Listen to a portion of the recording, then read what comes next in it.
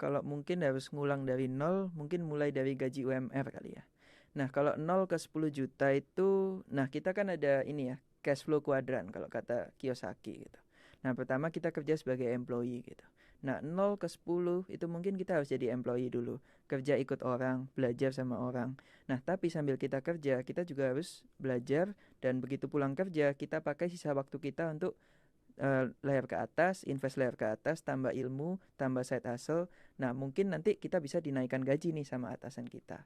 Atau mungkin kalau atasan kita nggak bisa naikin gaji kita bisa bangun side hustle yang lain. Misalnya kita ngonten, kita affiliate, kita freelance, jualan digital produk di app gitu ya.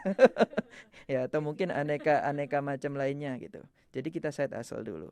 Nah, ketika 10 ke 100 juta, mungkin kita bisa mulai yang namanya self-employed gitu. Dimana kita kerja, tapi kerjanya itu belum ada timnya. Jadi kita kerja sendiri, bangun our side hustle sendiri, bangun bisnis kita sendiri.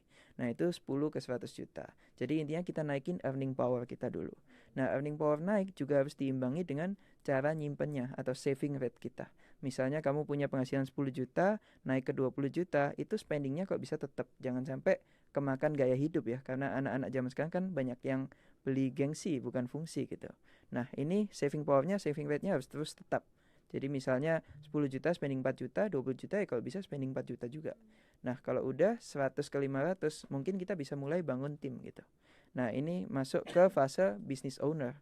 Nah, kalau kita udah bisa bangun tim, kita punya sistem, kita bisa automate, mungkin kita udah nggak usah kerja yang terlalu day to day basis yang operasional. Kita bisa mulai jadi ngontrol.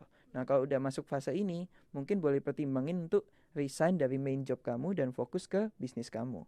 Nah, kalau udah 500 ke 1M-nya, ini mungkin lebih ke kita mulai switching dari yang namanya